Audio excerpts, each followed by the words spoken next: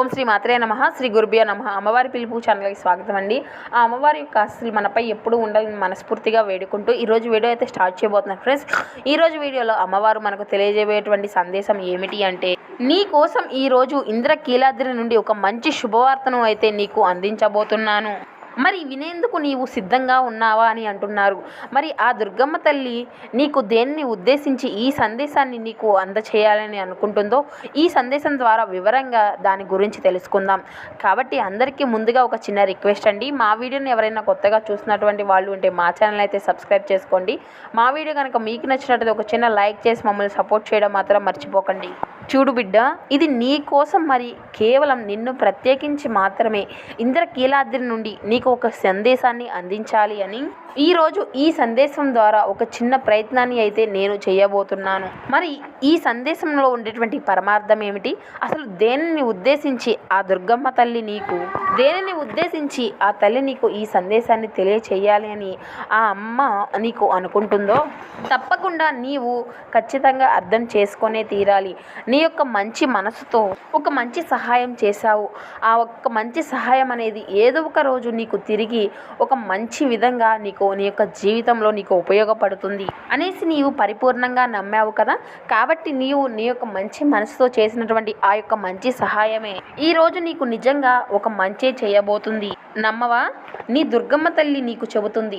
ఒక్క క్షణం నీ మనసు నిండా నీ తల్లి యొక్క రూపాన్ని ధ్యానించి ఈ యొక్క మాటలను మనస్ఫూర్తిగా ఆలకించు. కొన్ని సమయాల్లో మనం నిజాలను బయటపెట్టకుండా ఉంటే కొన్ని బంధాలు అనేవి నిమగ్నంగా ఉంటాయి.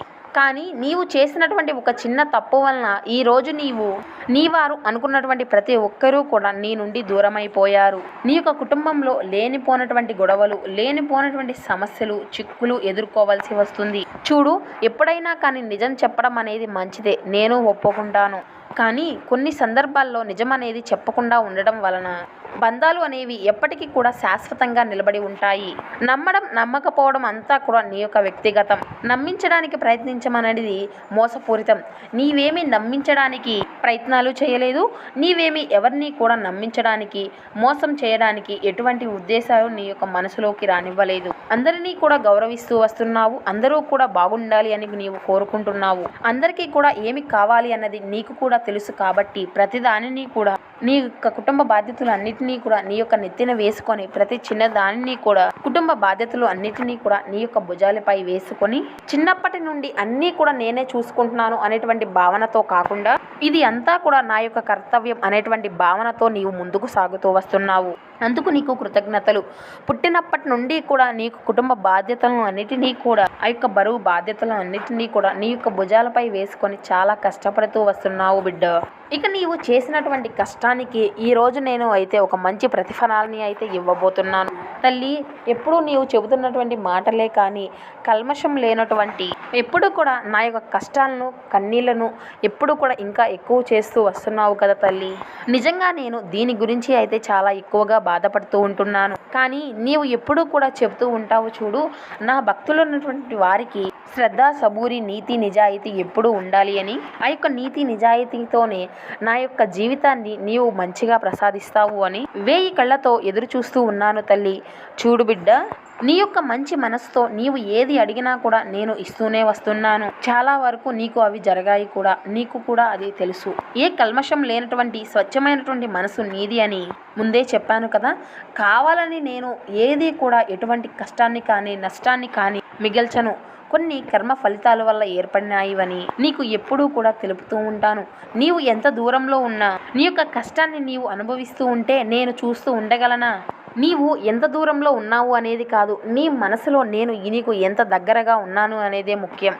కాబట్టి నేను ఇంద్రకీలాద్రిలో ఉన్నాను మాత్రమే అని నీవు భావిస్తే ఆ ఇంద్రకీలాద్రిలోనే ఉన్నట్లే. కాదు, నా మనసులో నీవు ఉన్నావు అని భావిస్తే నేను నీ మనసులో ఉన్నట్టే అని దానికి అర్థం.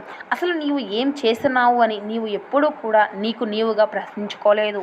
ఎలా ఉంటున్నాను, ఎలా చేస్తున్నాను, ఏది ఏ విధంగా సాగిపోతుంది నా జీవితంలో అనే దాని గురించి నీవుగా ఒక్కసారి కూడా ఆలోచించి చూసుకోవడం లేదు. సంపాదన ఎంత అని కాకుండా ఎప్పుడైనా నా యొక్క జీవితంలో సుఖ సంతోషాలు ఉన్నాయా అని అని నీవు ఎప్పుడైనా ఒక్కసారి అయినా ఆలోచించి చూసావా? లేదు కదా.